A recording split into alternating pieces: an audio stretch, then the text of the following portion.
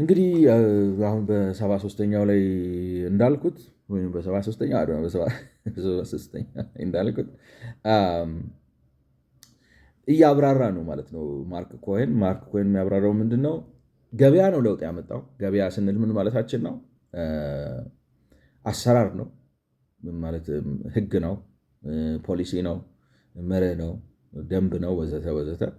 ያ ደንብ አሰራር ወዘተ ደግሞ በኢንፍራስትራክቸር ሲታገዝ በመንገድ በመንገድ በመብራት በኤሌክትሪክ በህግ ማስከበር ወዘተ ታጅቦ የማህበረሰብ ኢኮኖሚያዊ ፍላጎት ማቅረቢያና ማግኛ መንገድ ሲሆን ማለት ነው። ስለዚህ ሰዎች ህጋዊ ከለላ አላቸው ለሚሰሩት ስራ፣ የንብረት ባለቤትነት መብት አላቸው፣ ነፃነት አላቸው፣ መብት አላቸው፣ ግዴታ አለባቸው ወዘተ ወዘተ። ጭቅጭቅ ሲፈጠር የሚዳኝ ዳኝነት ፍርድ ቤት አለ። ሰዎች እንትን ካሉ ህግ የማስከበር አሰራር አለ። ፋሲሊቲዎች አሉ። ለምሳሌ ቴሌ አለ። ለምሳሌ ዘመን ገበያ ብሎ ፕላትፎርም ይሰጣችኋል ወዘተ ወዘተ። እንደዚህ ዲዛይን ነገሮች ፋሲሊቴት ሆነዋል።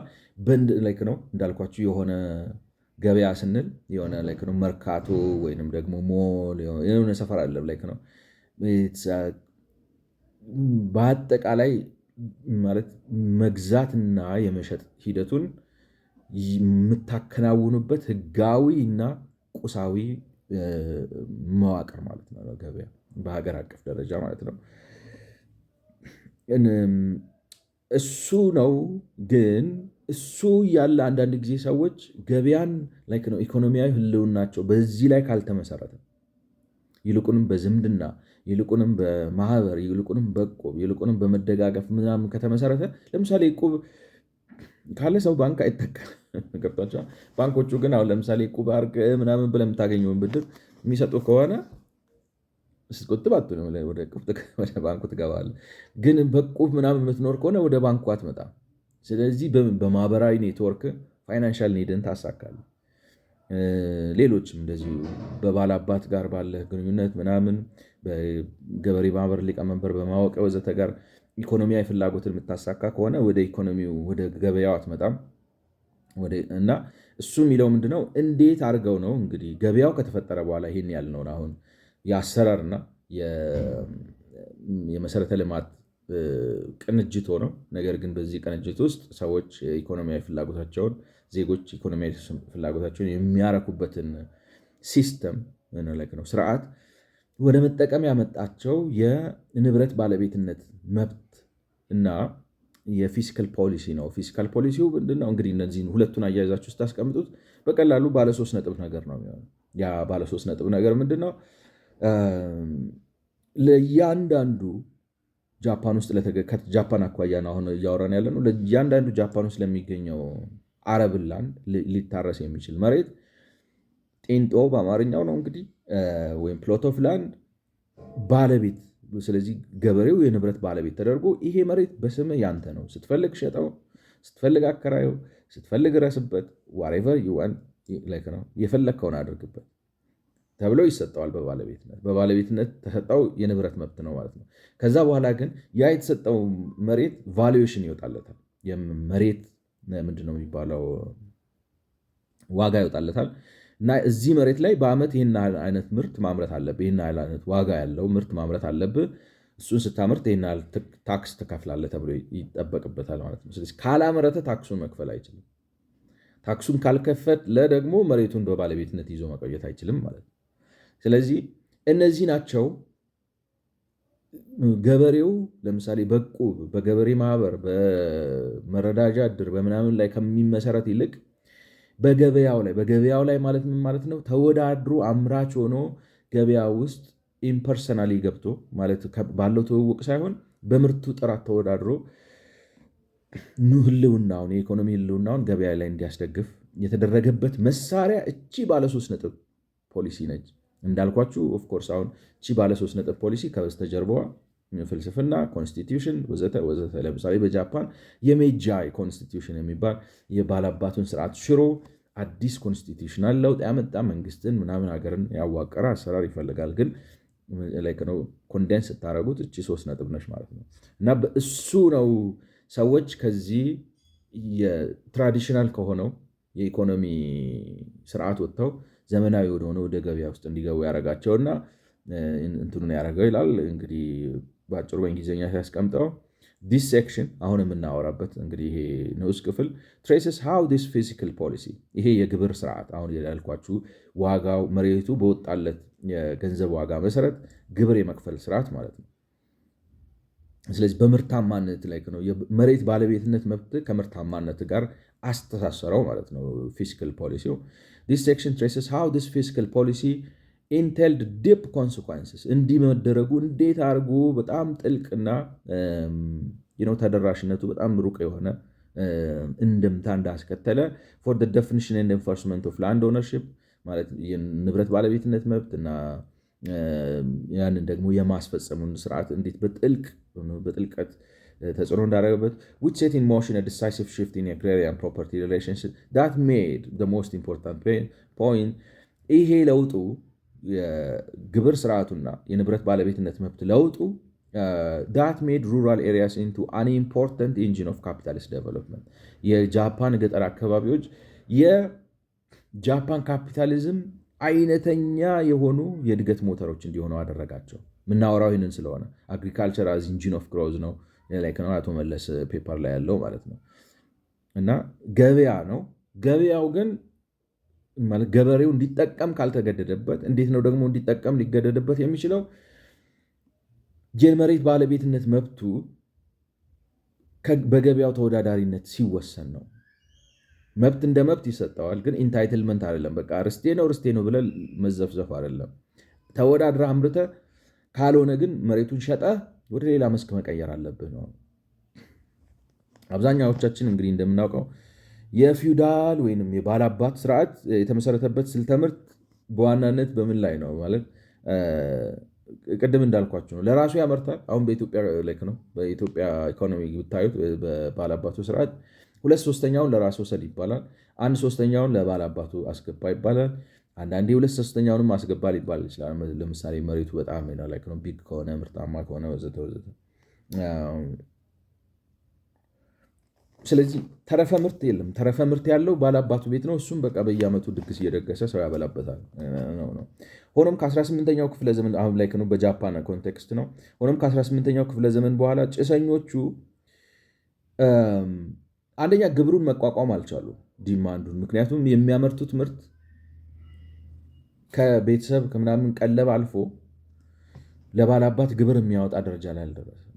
መትረፍ ያቅተዋል ወይም ፉሊ መትረፍ ያቅተዋል። ዝም ብሎ አንድ ማዳበሪያ ምናምን መቼም እንግዲህ በራብ አልሞት እኔ ከሞት ቋላ ምናምን ብሎ አደባብሶ አንድ ማዳበሪያ ያም ብቻ ሳይሆን ደግሞ የህዝቡ ቁጥር እየጨመረ ሲመጣ የመሬት ጥበትም ይመጣል። ነው የሚታረስ አረብን ላንዱም ይጠፋል። የሚታረስ ታራሽ ይጠፋልና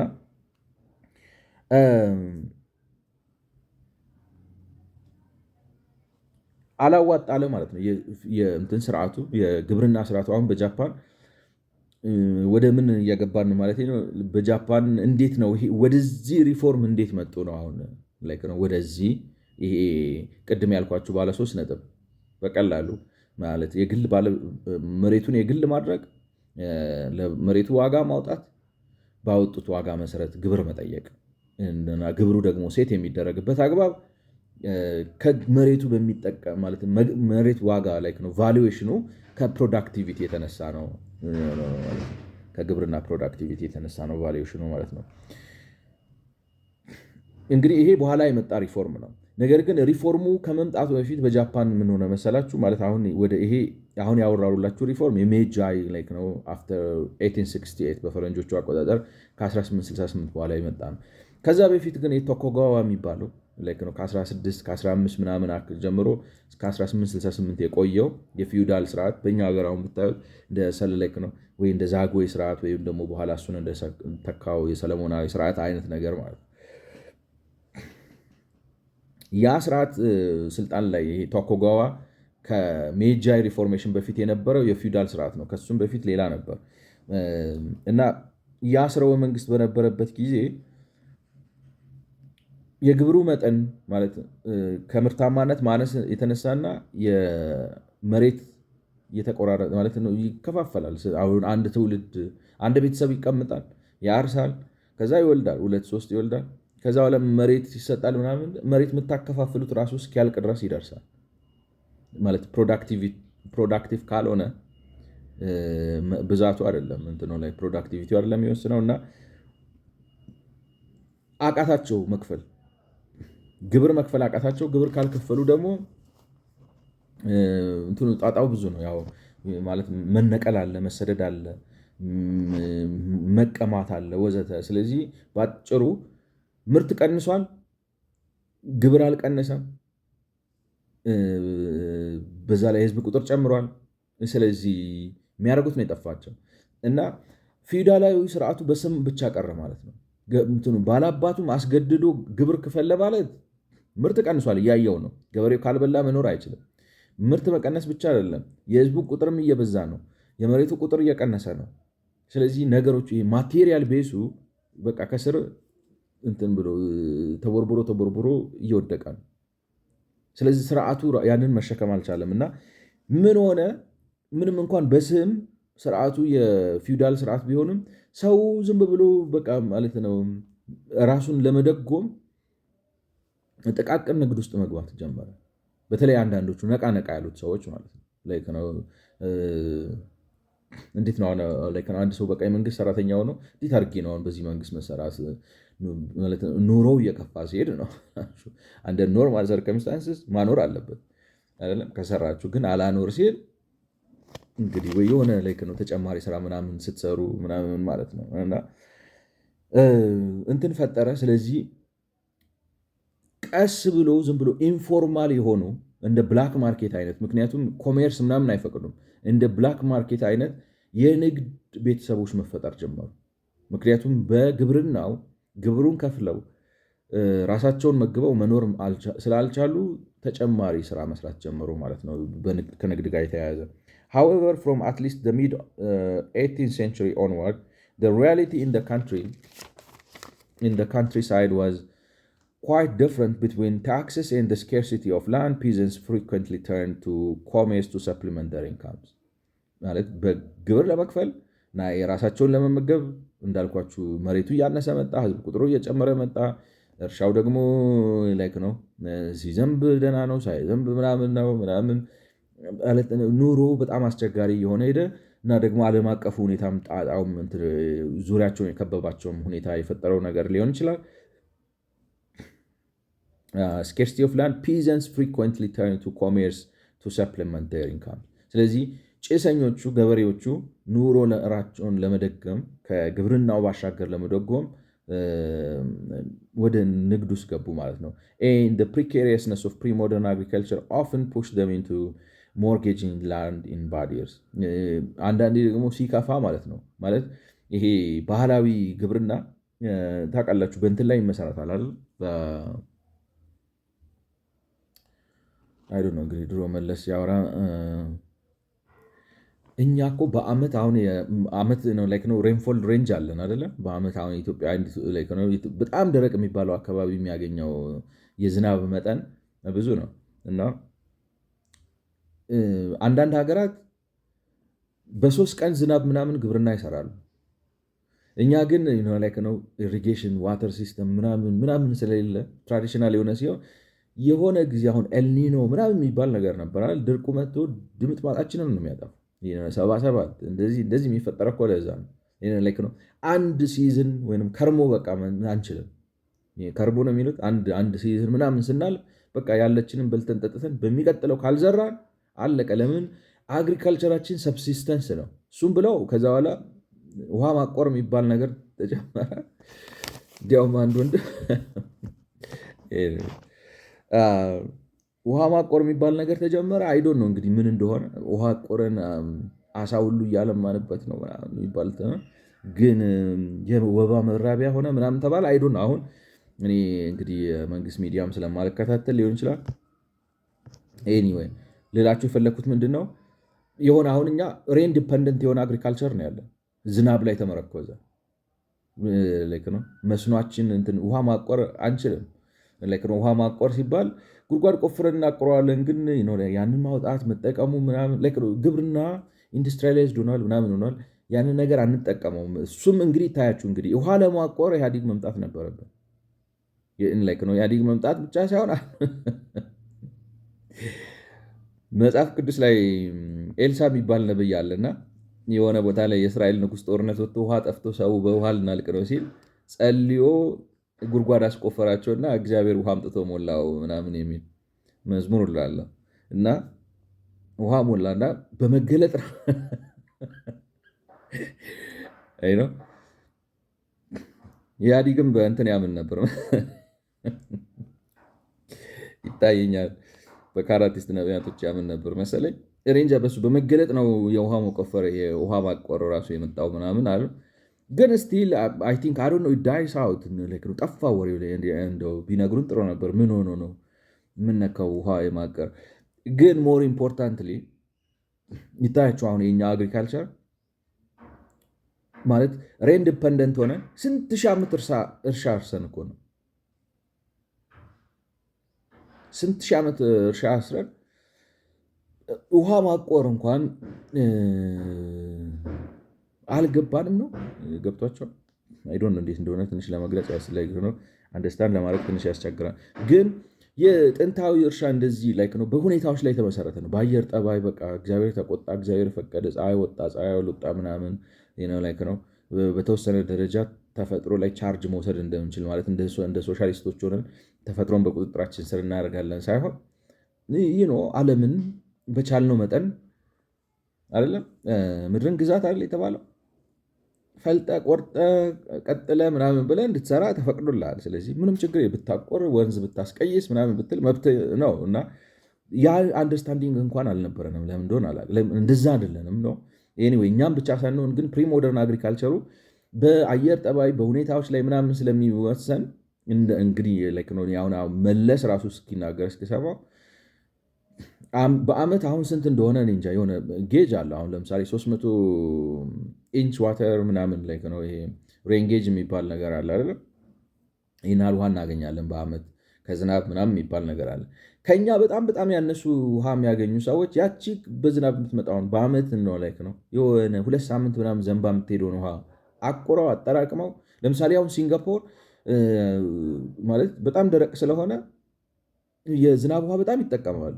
እንግዲህ ከዲሳሊኔሽኑ ከምናምኑ በላይ አሁን ዲሳሊኔሽኑ መተውት ከሆነ አላውቅም እና እኛ ግን እንደዛ እናደርግም። ኤኒዌይ ያ አግሪካልቸራል ችግር ስለነበረ mortgaging their land in bad years often with thin hopes of ever redeeming it እና በጃፓን የመሬት መመናመን ማለት የመሬት መመናመን የህዝቡ ቁጥር መጨመር የመሬቱ ምርታማነት መቀነስ የአየር ጠባይ መቀያየር ወዘተ ግብርናውን ላይ ተመስርተው ራሳቸውን መግበው ግብር መክፈል የሚችሉበትን መሰረቱን ራሱ አናጋባቸው። ስለዚህ አንዳንዶቹ ሰፕሊመንት ለማድረግ ሌላ የንግድ ስራ ውስጥ ገቡ። አንዳንዶቹ እስከነጭራሹ መሬታቸውን ለሌላ ባለአባት ማከራየት ውስጥ ገቡ። ግብር ይጠየቃሉ። ባላባቱ መጥቶ ግብር ይጠይቃቸዋል። ያችን ግብር መክፈል ስለማይችሉ ከሚያጡ መሬታቸውን በኪራይ ለሌላ ገበሬ ይሰጡታል፣ ለታታሪው ወዘተ ማለት ነው። እና ብዙ ጊዜ የሚሆነው ይላል እንግዲህ በዚህ አይነት መልኩ መሬቱን ከሰጡ በኋላ መልሰው መሬቱን ሪዲም ለማድረግ ራሱ አይችሉም። ማለት በቃ አንዴ እጁ ገብቷል። እነሱ ዕዳቸውን ከፍለው መሬቱን እስኪወስዱ ድረስ ያቅታቸዋል። በቃ ውሰደው ብለው ይተውታል። ማለት ፎርማሊ ኦፊሻሊ ባይሆንም ዝም ብሎ በዲፋክቶ መሬቱ ይወሰዳል። እና ይሄ ጊዜ ወለድ ችግር ግን አሁን ምንድነው? ገበሬው ጭሰኛው ሲሶ ለባላባት እየከፈለ የቀረውን ራሱን ሰብሲስተንስ ፋርም እያደረገ እየመገበ መኖር የሚችልበት ሁኔታ እየጠፋ መጣ። ምክንያቱም ምርታማነት ቀነሰ፣ የህዝብ ቁጥር ጨመረ። ምርታማነት መቀነስ ብቻ ሳይሆን ዘመናዊ ፕሪሞደርን አግሪካልቸር ስለሚከተሉ በአብዛኛው በተፈጥሮ በዝናብ በምናም ላይ የተደገፈ ነው። ይሄ ሞደርን አግሪካልቸር አይደለም። ኢሪጌሽን ሲስተም ምናምን ነው ሰስቴን ማድረግ ስለሚያቅታቸው ማለት ነው። ስለዚህ ምን ያደርጋሉ? መሬታቸውን ለሌላ ሰው ማከራየት ይጀምራሉ። ግን በፊውዳሊዝም ህግ ይህን ማድረግ አትችልም። ምክንያቱም መሬቱ ያንተ አይደለም። የማን ነው መሬቱ? የባላባቱ ነው። ባላባቱ ነው አንተ ጭሰኛ አድርጎ ያስቀመጠ። ስለዚህ ግን በቃ ያለው ችግር ባላባቱ ነቅልሃለሁ ምናምን ቢል የሀገር ብጥብጥ ሊነሳ ስለሆነ በህግ ባይሆንም ሰውየው የመሬቱ ባለቤት እንደሆነ አድርጎ መሬቱን እስከ ማከራየት ድረስ ደረሰ ማለት ነው። እንግዲህ ነው ሀሳቡ ግልጽ ከሆነ የፊውዳል ስርዓቱ ማቴሪያል ቤስሱ በቃ መፈረካከስ ጀመረ ማለት ነው። ፊውዳሊዝም ራሱ እንደ ስርዓት መቀጠላል። ይህ ጊዜ የወለድ ችግር ግን የፊውዳላዊ ስርዓቱን ቁሳዊ መሰረት ስላናጋ በጊዜያዊነት ችግር ቢሆንም በሂደት የንዑስ ከበርቴ ስርዓት እየፈጠረ ነበር ማለት ነው። ንዑስ ከበርቴ እንግዲህ እዛ አካባቢ የሆነ ነቃ ያለ ሰው ይኖራል ማለት ነው። ማለት እንዲህም ብሎ በዚህም ብሎ ተሯሩጦ የሆነ አምርቶ የራሱን ግብር ከፍሎ ካልሆነም ደግሞ የኔን በዚህ ብቻ ካልከፍልኩ የእንትናን እርሻ ወስጄ እሱን ሰርቼ እንደዚህ ብሎ መሬት የሚሰበስብ በክራይ የሚሰበስብ አይነት ነገር ተፈጠረ ማለት ነው። ስለዚህ የሆኑ ኢንተርፕኒውራል የሆኑ ሰዎች ከህብረተሰቡ መካከል ብቅ ብቅ ማለት ጀመሩ ነበር ማለት ነው። ስለዚህ እነዚህ ሰዎች ግን እርሻ መከራየትን ብቻ አይደለም ማለት ገብቷቸዋል። የሆነ ታታሪ ኢንተርፕኒውራል የሆኑ ሰዎች መፈጠር ጀመሩ። ስለዚህ ገበሬው በዚህ መልኩ ማረስ ሲያቅተው የሆነ ብር ይሰጡትና መሬቱን ወስደው አርሰው ግብር ይከፍላሉ ማለት ነው። እንደዚህ አይነት አሰራር ውስጥ ገቡ ማለት ነው። እና እነዚህ ሰዎች መሬት መከራየት ብቻ ሳይሆን ከተከራዩም በኋላ ሌላ ሰው ቀጥረውም ወደ ማሰራት ነው። ሀብትን እየወለደ መጣ ማለት ነው። አሁን እንግዲህ ነው እነዚህ ንዑስ ከበርቴ ወይም የመሬት ከበርቴ መፈጠር ጀመሩ። ግን ፊውዳሊዝም ይህን አይፈቅድም። መሬት የሰው ተከራይተ እንድታርስ አይፈቅድልህም። እንደዚህ የሚባል ግን ስርዓቱ ስለተናጋ እንዳልኳቸው የህዝብ ቁጥር መጨመር፣ የግብርናው አስተማማኝ አለመሆን ወዘተ ወዘተ ሰውን አስገድዶት ፊውዳሊዝሙን እየረሳ ወደ እንደዚህ አይነት አሰራር ውስጥ እንዲገባ አደረገው። ሰው ቀጥረው ያሰራሉ። እንደ ሱቅ አይነት ነገርም ከፍተው ነው እንግዲህ ዘር ያቀርባሉ ወይ ነው ጨርቃጨርቅ ይሸጣሉ ወዘተ ወዘተ። ንዑስ ከበርቴ በየመንደሩ ብቅ ብቅ ማለት ጀመሩ ማለት ነው። ብርም ያበድራሉ። ነቃም የሚሉ ስለሆነ ያደራድራሉ በባለ አባቱና በጭሰኛው መካከል። ተው እንደዚህ ነው፣ እርሻው ተበላሽቶበት ነው። ብቻ ሰልፍ አፖይንትድ የሆኑ የሆነ ሩለር እንዴት ልበላቸው፣ ባለሀብትም እንትን ሆኑ፣ ሚድል ሜን ሆኑ።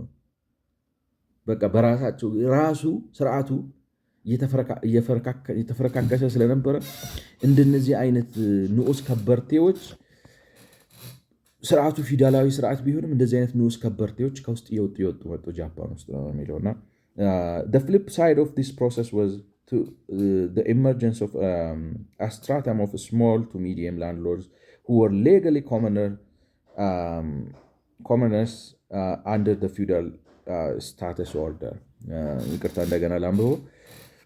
The flip side of this process was the emergence of a stratum of small to medium landlords who were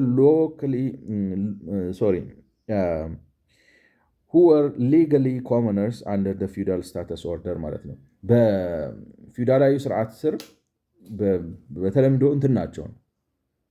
ኮመነር ማለት ነው ዜጋው ማለት ነው። በነገራችን ላይ ዜጋ የሚለው ቃል ዜጋ ነው በአማርኛ። ኮመነር ማለት ዜጋ ነው። አሁን እኛ ነው ፖለቲካሊ ዴፊኒሽኑ ትንሽ ተለውጧል፣ ግን ማለት ነው ኦሪጂናል ዜጋ የሚባለው እንደዛ አይነት ሰው ኮመነሩ ነው።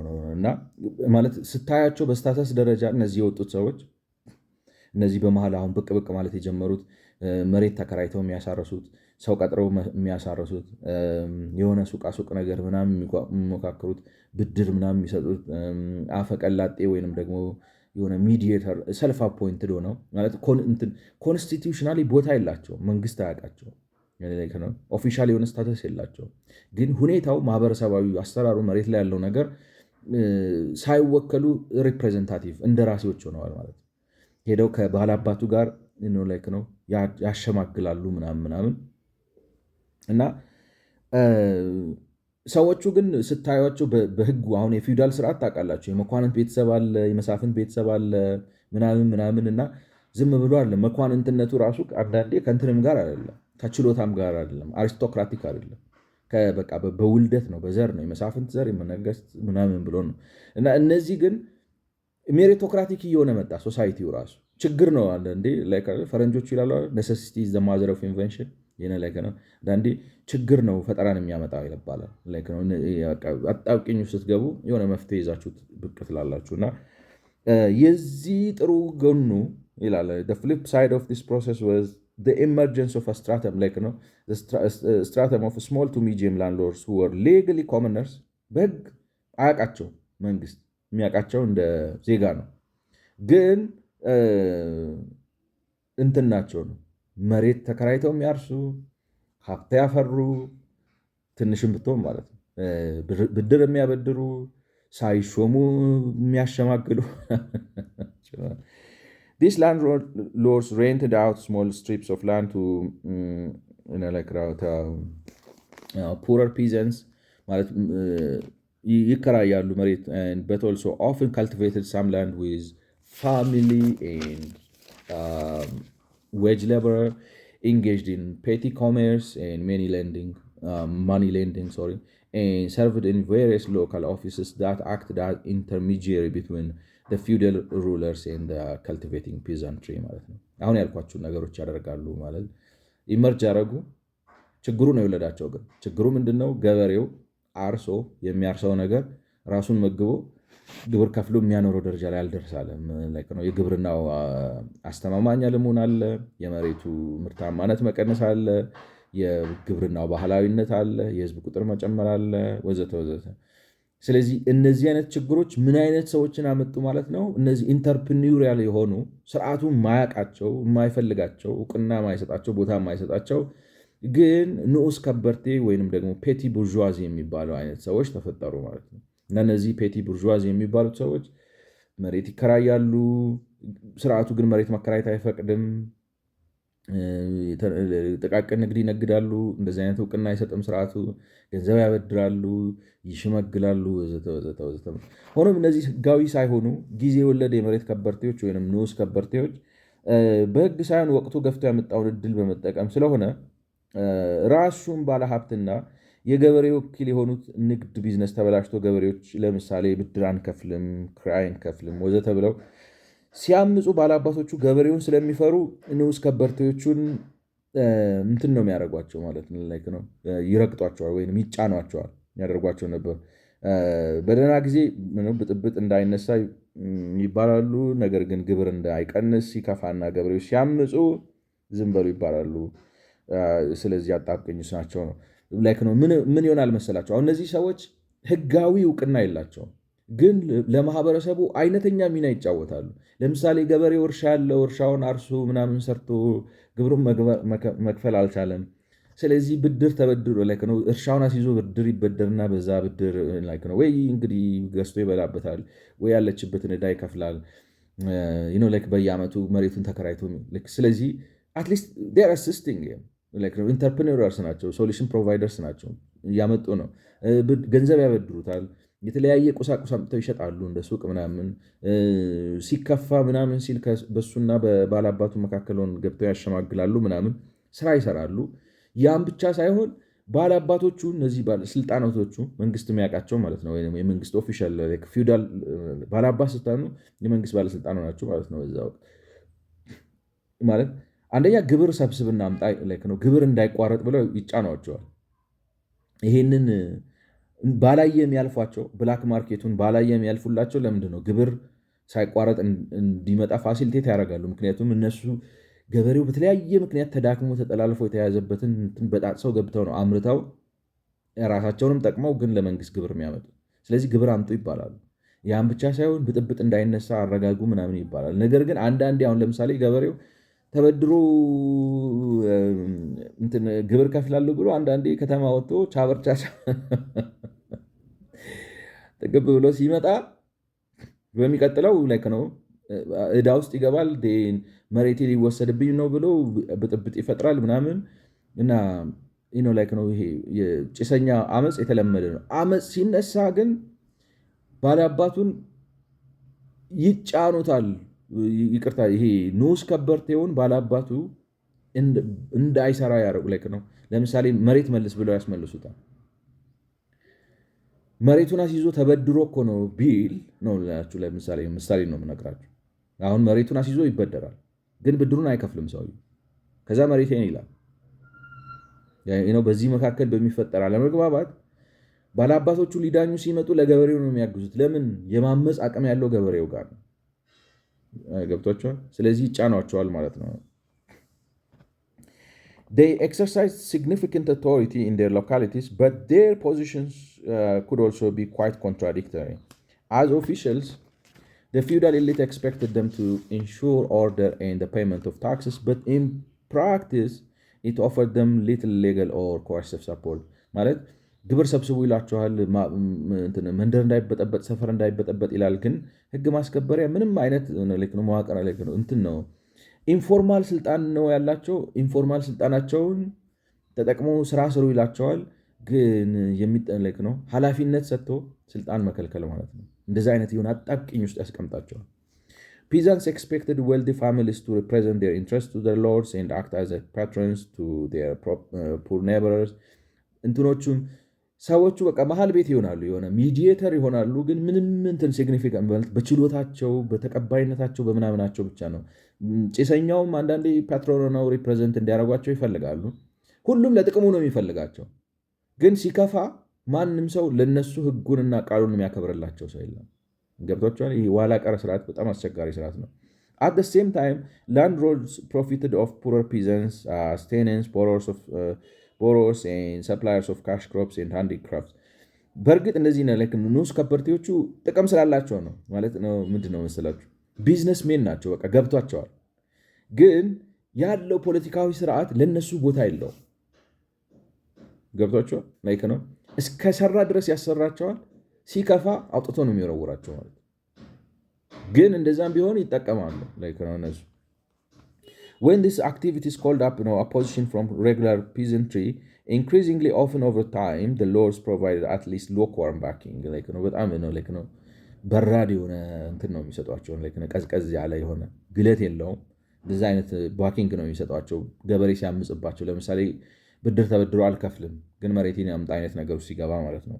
when feudal officials did intervene in disputes, landlords could not rely on them to categorically defend landlords' property rights rather than seeking to minimize conflicts and maintain the status quo. ስለዚህ ባላባቱ በቃ ቅድሚያ የሚሰጠው ፖለቲካዊ መረጋጋት ላይ ነው ማለት ነው። ረብሻ እንዳይነሳ፣ አመፅ እንዳይነሳ ምናምን ብሎ ነው እንጂ ማን ነው ጥፋተኛ ምናምን ብሎ አይበይንም። አይ ቲንክ ሴንሱን አግኝታችሁታል። ህግ የማስከበር ስራውን አይሰራም። እነዚህ ሰዎች አይነተኛ ሚና እየተጫወቱ ነው። ይሄ በስብሶ አልሰራ ያለን ስርዓት በኢንተርፕሪኒሪያል አቢሊቲያቸው ገብተው በመነገድ ነው በማሸማገል ብድር በመስጠት ወዘተ ወዘተ ኢኮኖሚውን እያንቀሳቀሱ ነው። ኤንጅል ናቸው እያልኳቸው አይደለም፣ ግን በቃ በላይክ ነው ህጉ ባይፈቅድላቸው ግን እየሰሩ እያደረጉ ነው። ነገር ግን ችግር ሲፈጠር መንግስቱ የሚፈልገው መረጋጋቱን ስለሆነ እነዚህን ባለስልጣኖች እነዚህን ኢንተርፕሪኒሪያል ነጋዴዎች ይጫናቸዋል፣ ይደቁሳቸዋል እና እነሱን ጥቅም ስለሚያገኙ ከዚህ የተሻለ ነው የት ሄዳሉ? ጃፓን ደግሞ በጣም ዝግ ኢኮኖሚ ነው። ያው ችለው ይኖራሉ። አሁን ቢሆን ጥለውን የሚሄዱት ነው።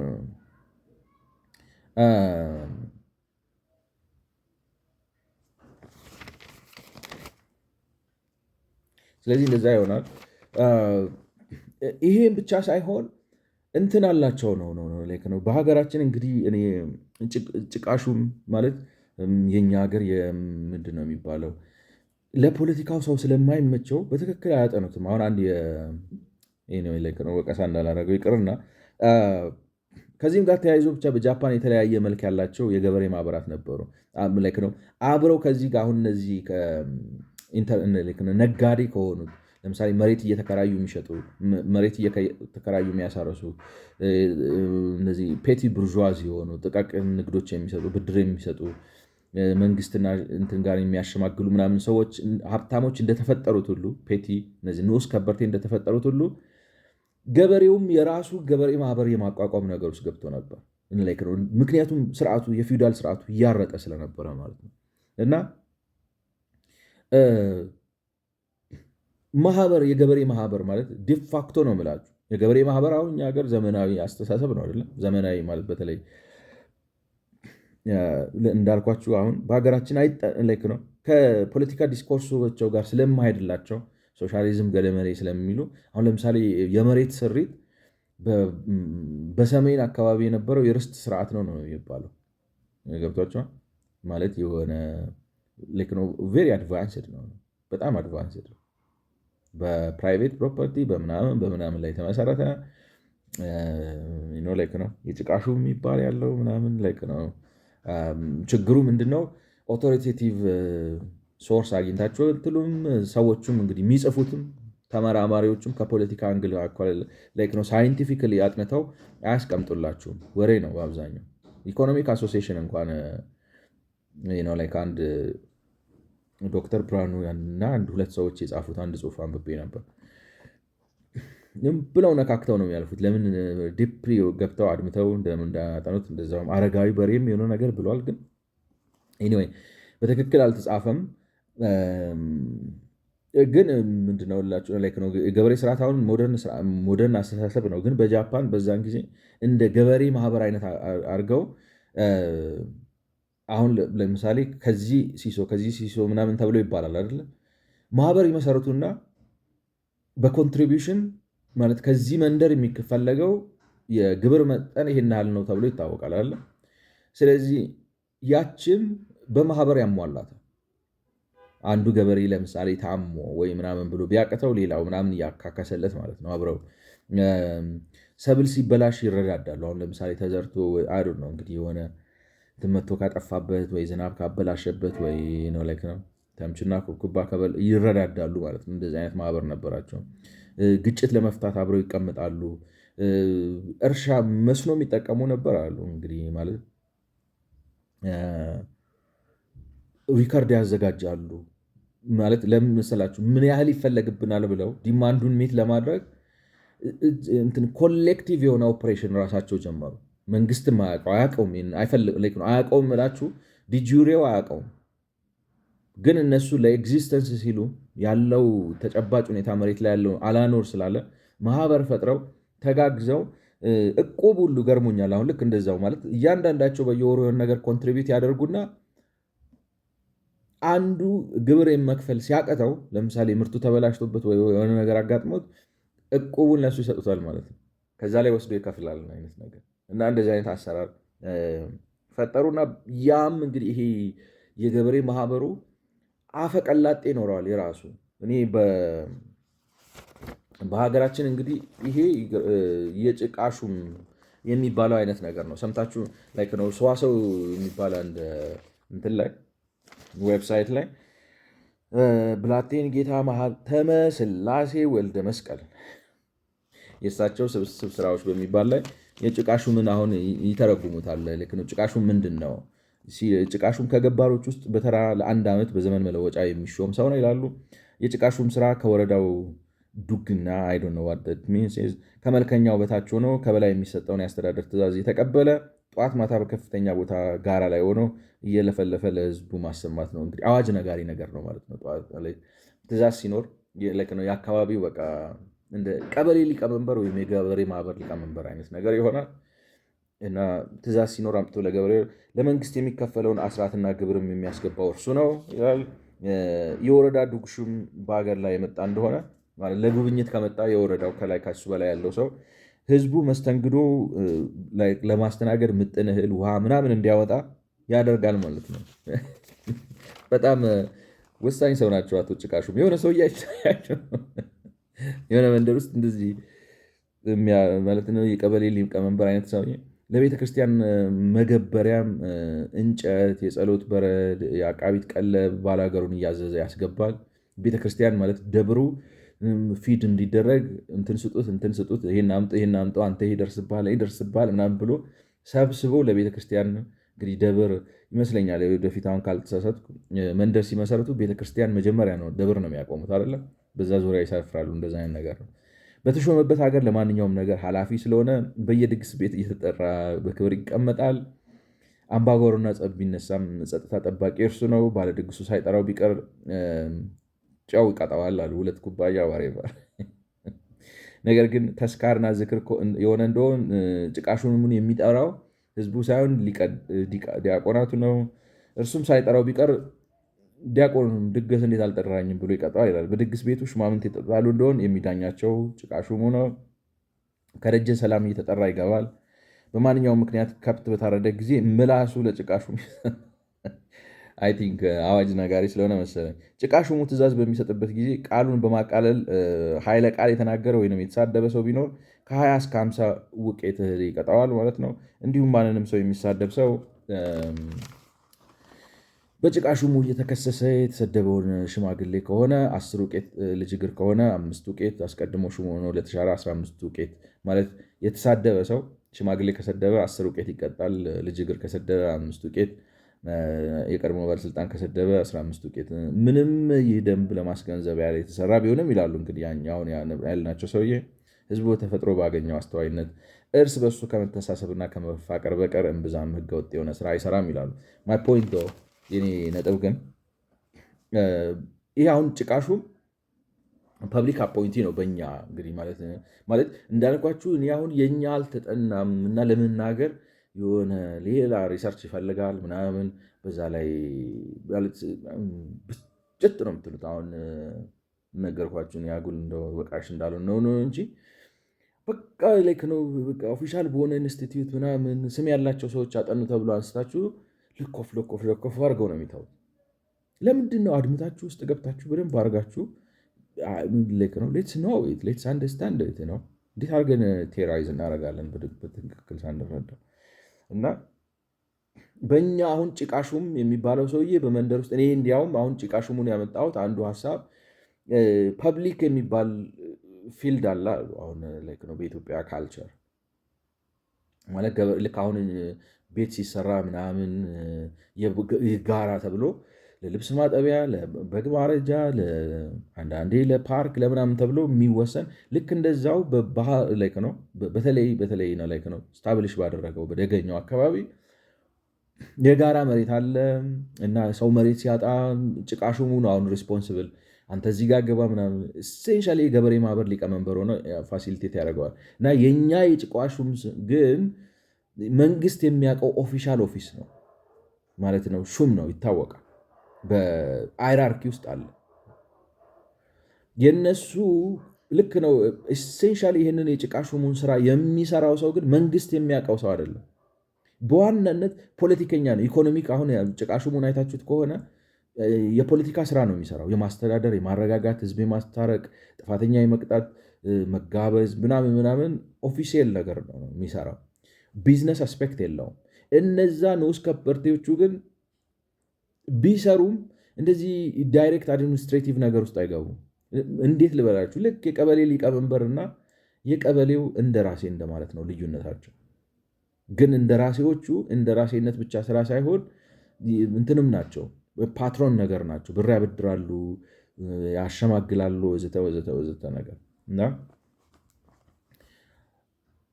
ገበሬው ሲጨንቀው ገብቷቸዋል። አሁን እነዛ ሲጨንቃቸው ራሳቸውን ካፒታሊስት አደረጉ። ኢንተርፕሪኒሪያል ጊፍት ያላቸው ሰዎች ማለት ነው።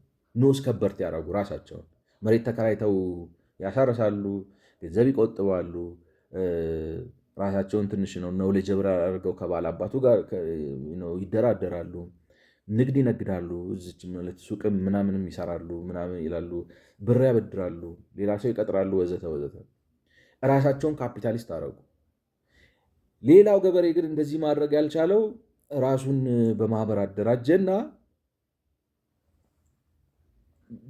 ማህበር ሆነ ማለት ነው። የገበሬ ማህበር ራሱ አሁን ያልኳችሁን ለምሳሌ ግብር በጋራ የሚከፍል፣ ሰብል ሲበላሽ የሚረዳዳበት፣ እድር ያለበት፣ ይቅርታ እድር አልኩኝ፣ እቁብ ተጠቅሞ ግብር የሚከፍልበት ምናምን የራሱ እና የራሱ ጭቃሹም ያለው የራሱ የሆነ ማህበር አቋቋመ ማለት ነው። አሁን ምን ይሆናል መሰላችሁ? ገበሬ አለ፣ ጭቃሹም አለ። ፎር ላክ ኦፍ ቤተር ከሀገራችን ጋር ላምጣው ብዬ ነው። ገበሬ አለ፣ ጭቃሹም አለ፣ ንዑስ ከበርቴ አለ። ከዛ በላይ ነው እንግዲህ ባላባቱ ያለው። እነዚህ ጭቃሹም እና ንዑስ ከበርቴውን ግን የፊውዳል ስርዓቱ አያውቃቸውም። ቢያሉት ለምንድን ነው? ስርዓቱ እንደ ስርዓት መቀጠል ስላቃተው ኢንተርፕሬነር መሆን ያልቻለው ገበሬ በጉልበት ጥቅሙን ለማስከበር ተደራጀ ማለት ነው። ሰርቼ ተወዳድሬ ምናምን። ይሄኛው ደግሞ እዚህ እነዚህ ጋር ገብቼ በራሴ ሰርቼ ጥሬ ግሬ ምናምን ሆናለሁ ያለው ንዑስ ከበርቴ የሆነ ማለት ነው። አሁን እነዚህ ሶስት ነገሮች ተፈጠሩና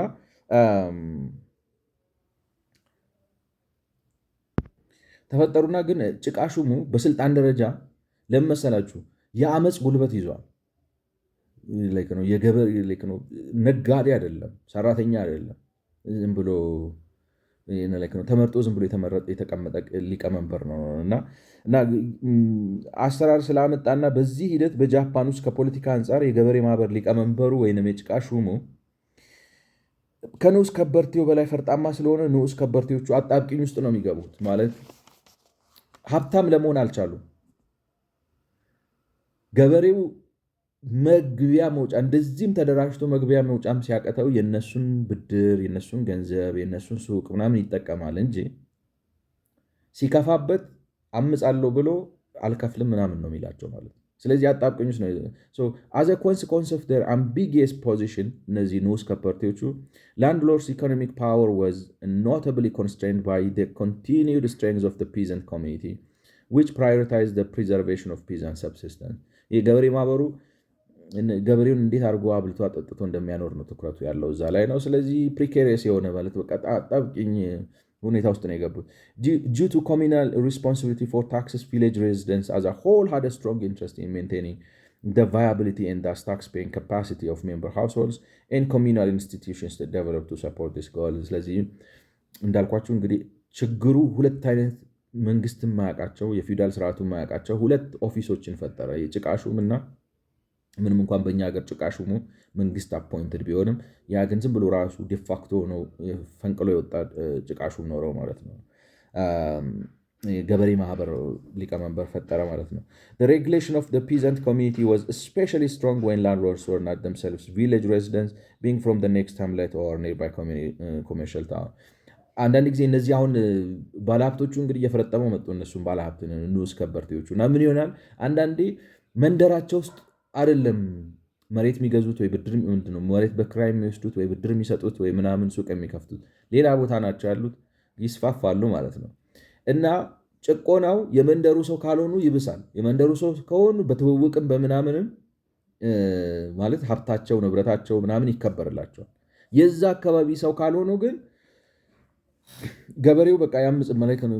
እንዴት ልበላችሁ የኢንቨስትመንት ኮንፊደንሳችሁን ነው የሚነሷችሁ፣ ችግር ይፈጥራሉ ማለት ነው። Where absentee landlordism did develop, landlords' relation with the cultivating peasantry was often mediated by middle tenants who took a share of the rent and could represent tenants' demands for rent reductions. And in some, under the old regime, ማለት ይሄ ጭቃ ሹሙ ያዳኛል። ለምሳሌ አሁን ለምሳሌ መሬት ተከራይተው ሊያከራዩ ይችላሉ እነሱ እና መሬት የሚከራየው ሰውዬ ገብቷችኋል። እንትን ነው ፋይናንሻል ነገር ታውቃላችሁ፣ እያያችሁት እያነሳችሁ አንዱ እያደገ ሊል ይችላልና እነዚህ መሬት ተከራይተው ሲያከራዩት እሺ በዚህ እስማማለሁ ብሎ ይከራይና አርሶ ምናምን ይጨርስና መሬት ክራይ ቀንስልኝ ተስማምቶ እኮ ገብቶ እና ይህንንም ለማለት ማንን ይጠቀማል ማለት ነው? ቀበሌ ሊቀመንበሩን ይጠቀማል ወይ ምናምን እና በቃ እንትን ነው እንደው ጦሜን ከማድር ለስራው ብለው ነው የሚሰሩት ነው የምላለው። In some, under the old regime, landlords resigned themselves to what was closer to right to rent payments than ownership per se. ስለዚህ በቃ እንደ ነገሩ ነው ላይክ ነው ለማከራየት መከራየት የሚባል ነገር ነው እንጂ ፕራይቬት ፕሮፐርቲ የሚባለው ኢንፎርሰብል የሆነ ነገር አልነበረም። And these rights were always mediated through authority of the peasant community.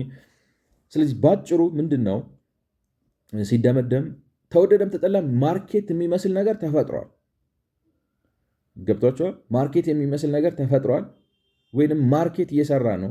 ፊውዳሊዝም ስራው እንደ ስርዓት አርጧል። በቃ ፊውዳሊዝም ያለው ጭሰኛው ለባላባቱ ግብር በመክፈሉ ነው እንጂ ገበሬው እንደዚህ ያለ ኮሜርስ ገብቶ ምናምን ብሎ ነገሩን አፈራርሶት ንዑስ ከበርቴ ፈጥሯል፣ የጭቃሽን ፈጥሯል፣ የገበሬ ማህበራት ፈጥሯል፣ ወዘተ ወዘተ። እነዚህ ነገሮች በሙሉ በፊውዳል ስርዓት የሚታወቁ አይደሉም። ይሄ እንግዲህ ቶኩጋዋ ኤራ የሚባለው ውስጥ ነው ማለት ነው። እንግዲህ ጭቃሹሙ ከገባሮች ውስጥ በተራ ለአንድ ዓመት በዘመን ሶሪ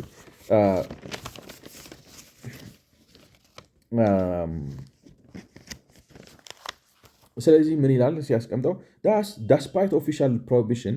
ስለዚህ ምንም እንኳን በህግ ነው በአደባባይ የተከለከለ ቢሆንም land and labor markets are emerging in most rural areas in Tokugawa era Japan, but these market relations were subordinated to the institutional nexus linking the subsistence of peasant households, the regulating authority of administratively autonomous village communities, and the taxation of the feudal elite.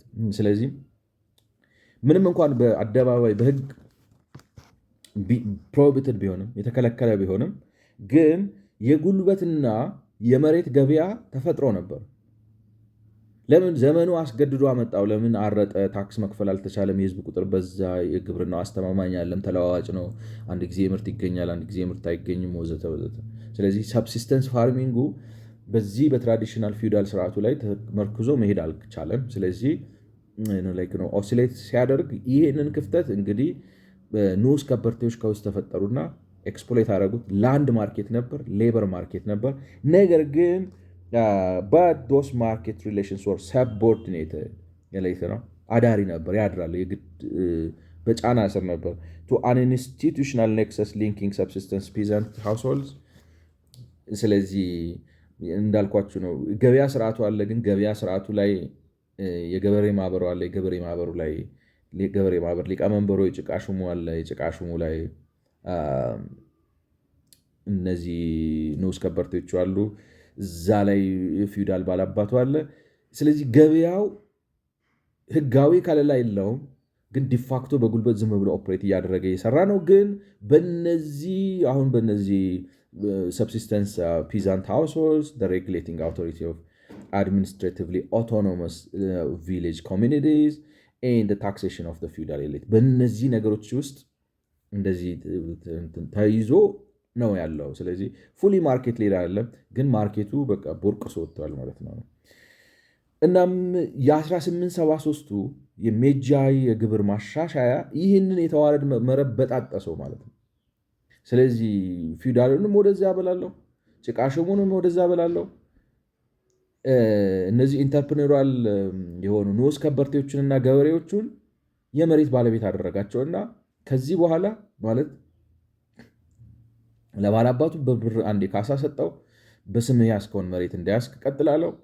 ይሄኛውንም መሬቱን በክራይ በምናምን ይዞ ያቆየውንም እውቅና ሰጠለት። ለገበሬውም አዲስ መሬት ሰጠ። ብዛት መሬት አከፋፈለና አሁን የጭቃሹም የፊውዳል ባላባት የገበሬ ማህበር ምናምን የሚባለውን ያላቸውን የድርቅና ጉልበት በጣጠሰውና በማርኬት ኑሮ አላቸው ነው መረብ መጣጥሰና የገበሬ ማህበራቱ ምንም ስልጣን እንዳይኖራቸውና የንብረት ባለቤትነት መብት እንዲሰራ በዚህ መሰረት ውል ካለ ውሉን እንዲያከብር በህግ ማስገደድ ጀመረ ማለት ነው።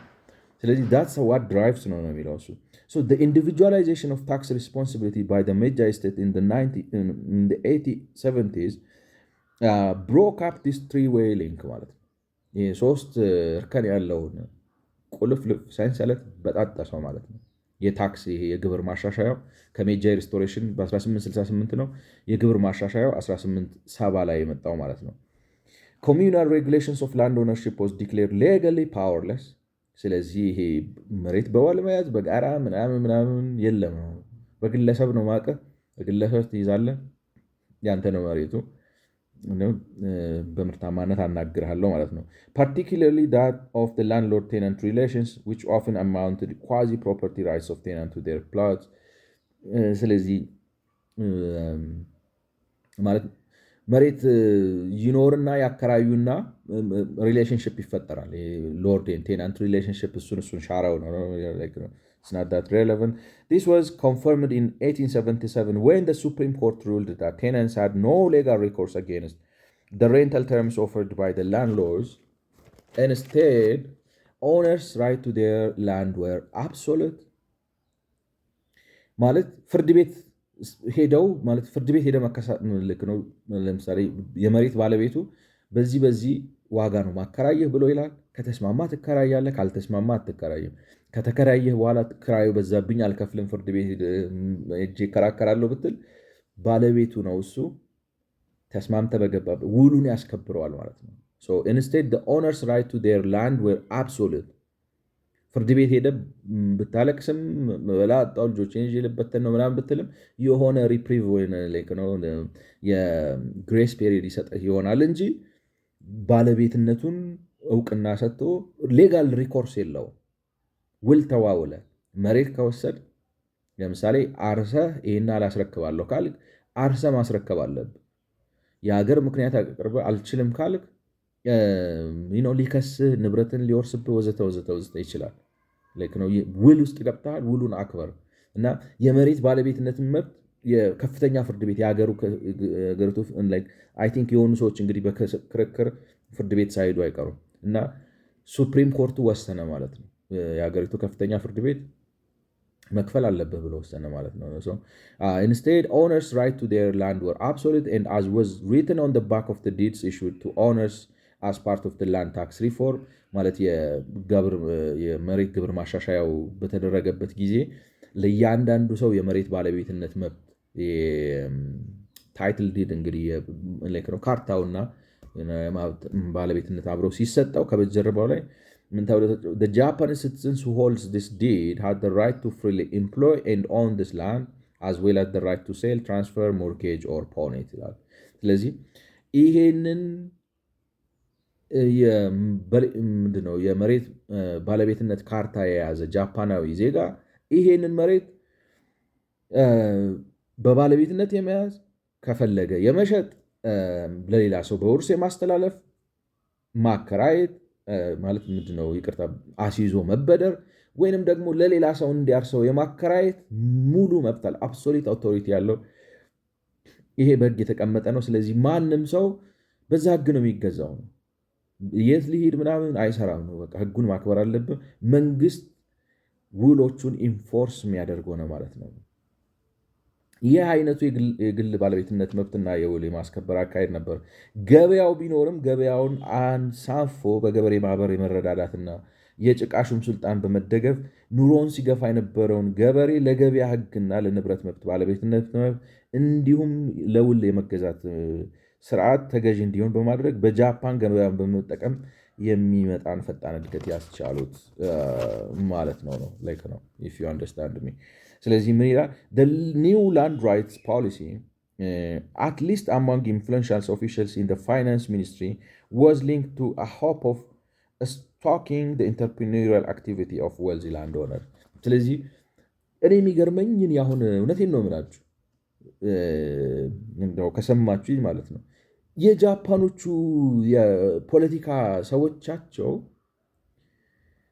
የፖሊሲ አረዳድ ግንዛቤያቸው እኔ በጣም ይገርመኛል። ለምሳሌ መሌ እንኳን አልገባም ገብቷቸው ዶክተር ብርሃኑ የለም ኔፕነን እኮ ነው እነዛ በ1868 ገብቷቸው ይሄ ነገር ለክ ነው ኢንተርፕሪኒውራል አክቲቪቲ ኦፍ ዌልዚ ላንድኦነርስን ስቶክ ያደርጋል፣ ያነሳሳል፣ ያበረታታል ብለዋል።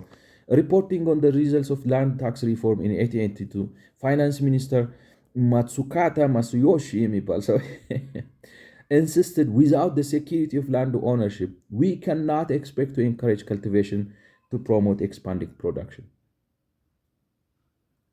እንደዚህ አይነት የንብረት መብትና የታክስ የግብር ሕግ ሳናስቀምጥ ምርታማነት ይመጣል ብለን መጠበቅ አንችልም።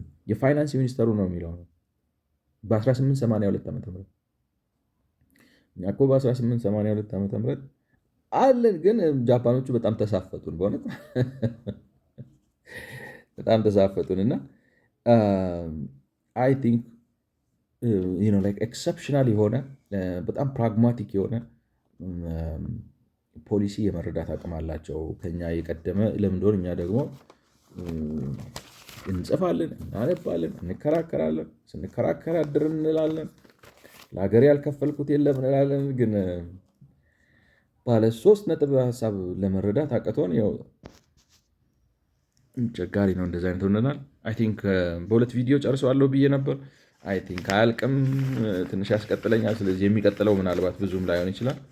ውልሲ ማለት በ20 ደቂቃ 30 ደቂቃ ላይ ይችላል። ስለዚህ ሶስተኛ ቪዲዮ ይኖረኛል ማለት ነው። ስለሰማችሁኝ አመሰግናለሁ። እዚህ ጋር አቆማለሁ። ቴንክ ዩ